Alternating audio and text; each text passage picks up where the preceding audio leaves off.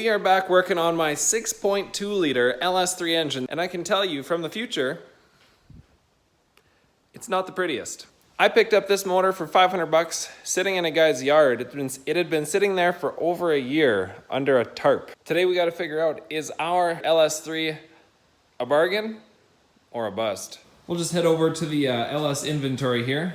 I'm gonna pick this guy up and see what we got. Probably one of the cheapest LS3 motors you'll find, and for a good reason. This motor is locked up, and that's how we got it for cheap. Is it worth it? We're gonna figure out. I don't have any history really on this motor besides it's bad. The guy I bought it from, he has, well, a massive yard. I don't blame him for not keeping detailed documents on everything.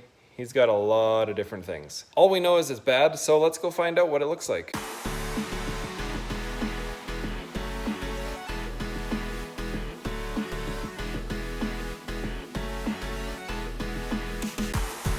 Someone has definitely had this apart before and just slammed it back together, it looks like. You'll notice there's no push rods. And if you shine a flashlight down there, you can't see it on the camera. I don't think there's a camshaft. It's just a shell of a motor. Interesting. These also don't look like LS retainer caps. They look kind of aftermarket. I could be wrong on that. Comment if you can differ with that.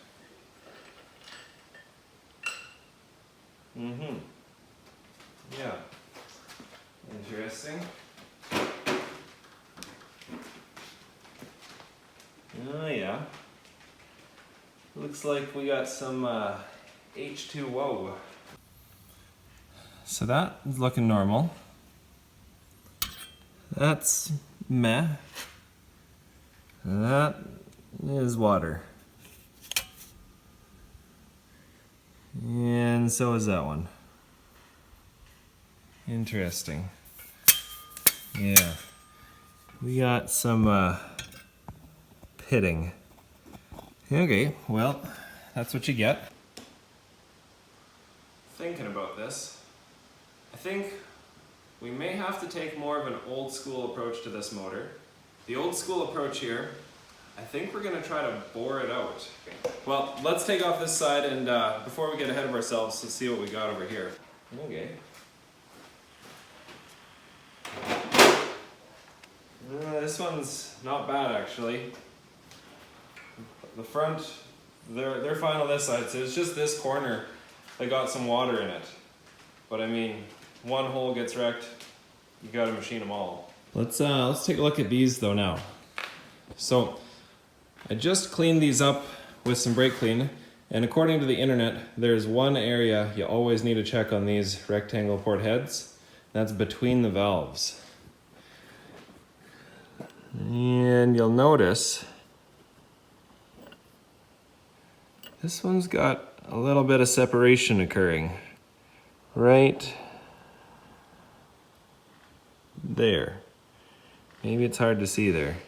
Get the right light on it. And then you'll notice at the bottom or the other end of the head, it's got a similar amount of separation occurring between those valves. So that's kind of sad. And then if you look at this head, the other head, it's extra separated between those valves. And extra separated between those valves. That's not dirt, that's like a hairline crack that goes right between the seats. So much for those heads. The good news is I got myself a boat. So that means I have 2 boat anchors now for that boat. Let us keep digging in. So far we're looking at not a bargain, looking more like a $500 mock-up piece. Let's get the pistons out, let's see if we can save the block, and then we gotta make ourselves a game plan here.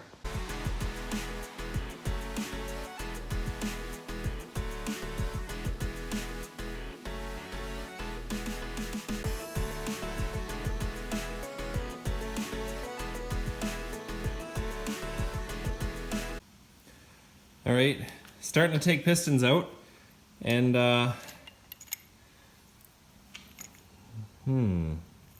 it's maybe a little hard to see here, but we seem to have found some tangless bearings, the special ones.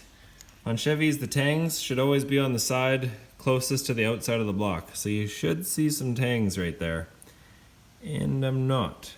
I think that means we got ourselves some spinny bearings. It's not supposed to be there. Interesting. Yeah. That bearing was just spinning. The tangs were just an 1/8 of an inch buried into the connecting rod. Interesting. Oh yeah, can't get that bearing off. That's a bad sign. The bearing should always stick to the parts they came with. Oh, there it comes. Let's start from 8 and count down to 1. We're looking all right, actually. Now we get to 3, which was spun a little, but that's salvageable. It's when we get to 2, that's when bad things happened. It spun a lot. These bearings were, they're stackable now. You can stack them on top of each other. Cool feature. And then his neighbor looks perfectly fine. Interesting. We head over here. You can see, oh, I didn't clean those off, but that doesn't really matter because, well, that is a bad crankshaft. It's done. You can't even machine that. Someone drove this thing with a rod knock for a long time. At least long enough to mill the crankshaft down. I think this motor just wanted to be a V6. It's starting to look like a V6 crankshaft, you know, with those offset journals. For those of us keeping score, block, I'm gonna call that medium. You could bring it back if you wanted to. Heads, garbage. Crankshaft, garbage. So that means we got ourselves a boat anchor. It's a bust. Well, we might as well make sure the block is medium. It's spinning freely, but you never know what that means. We still might have a bad main bearing, and that would spell the end for this block pretty well.